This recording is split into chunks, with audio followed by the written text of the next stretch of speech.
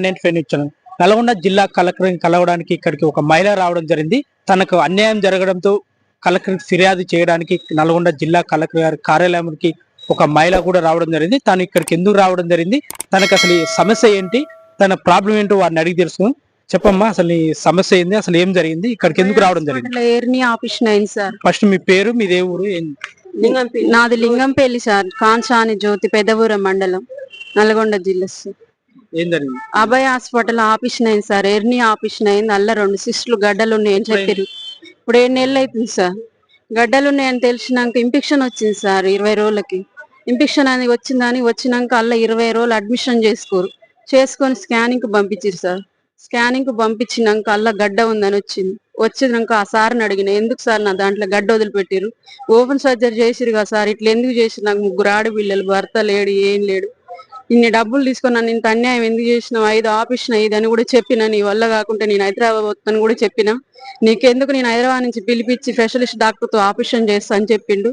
చెప్పి local doctor Rambabu తోటి operation చేయించినాక నేను అల్ల గడ్డ ఎట్లా కాన్ రాలేదు, మిస్ అయింది, మళ్ళీ కరెంట్ దూరాగా చేస్తామంటే ఫస్ట్ చేసే ఇట్లా చేసినావు, నన్ను అన్యాయం చేసినావు, మళ్ళీ చేస్తే నా పిల్లలకు నేను అన్యాయం అయిపోతాను, నువ్వు వద్దు, నువ్వు చేయొద్దు, నాకు నేను ఎక్కడైనా చేయించుకుంటా, నాకు డబ్బులు ఇవ్వ అంటే నేను ఇయ్యను, నువ్వేమన్నా చేసుకొని మాట్లాడి రాంబాబు సార్ని అడుగుపో అని చెప్పిండు. వెంకట సార్ కూడా అక్కడికి పోయినాక ఆయన రాంబాబు సార్ నాకు కూలి ఇచ్చిండే, నేను 10,000కి వచ్చి నీకు నేను ఆపరేషన్ చేసిన, నేను అట్లనే చేస్తాను, వదిలిపెట్టిన, ఏం చేసుకుంటావో చేసుకో, నేనైతే చెయ్యను, వస్తే గవర్నమెంట్ దాంట్లోకి రా, లేకుంటే ఇంకా 1,50,000 ఇచ్చి నా దాంట్లో చేయించుకొని మాట్లాడిండు ఆయన.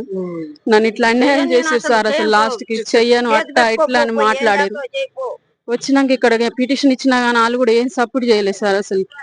అందుకనే మళ్ళీ ఈ రోజు వచ్చిన, ఎమర్జెన్సీలో కడుపు నొప్పి లేచింది నాకు, హైదరాబాద్ హాస్పిటల్ పోయినాను సార్.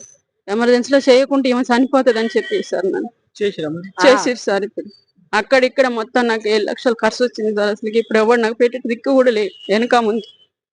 జిల్లా కలెక్టర్ గారిని కలిసిరు కదా, ఆమె ఏం చెప్పిందా, అక్కడ అధికారులకు గానీ ఏమన్నా చెప్పిందా మీకు? ఏం చెప్పలేదు సార్. ఆమె 1 వారం రోజులకు మళ్ళీ వస్తుంది, ఆ రోజు నేను మాట్లాడతా అని చెప్పింది సార్. ఆమె ఎవరు వస్తారు? 1 వారం రోజులు? 1 వారం రోజులకు పిటిషన్ ఇచ్చినాక ఇది 1 వారం రోజుల తర్వాత వస్తుంది, ఆ రోజు మాట్లాడదాం అని అన్నాడు మేడం. ఏమంటారు హాస్పిటల్ వాళ్ళు, ఏమంటారు మీరు మరి మా ఖర్చులు మాకు తిరిగి ఏమని అడుగుతారా మీరు?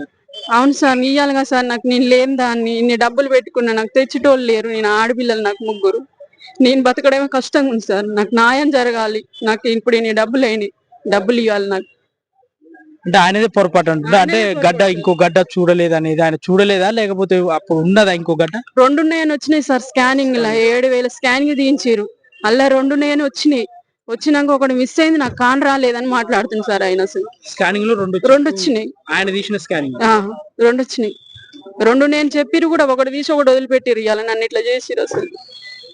అంటే మీరు ఏం డిమాండ్ చేస్తారు, మీకు ఏం కావాలండి? ఏం డిమాండ్ అంటే సార్, నేను లేని దాన్ని, పేదదాన్ని, నాకు ఇన్ని డబ్బులు అయినాయి, నేను నా పిల్లలను బతకడమే కష్టంగా ఉంది, నాకు డబ్బులు కావాలి, నీ ఖర్చు అయినాయి, నాకు అంత మాకు గట్టియాలి, వాళ్ళు చచ్చేదాన్ని బతికి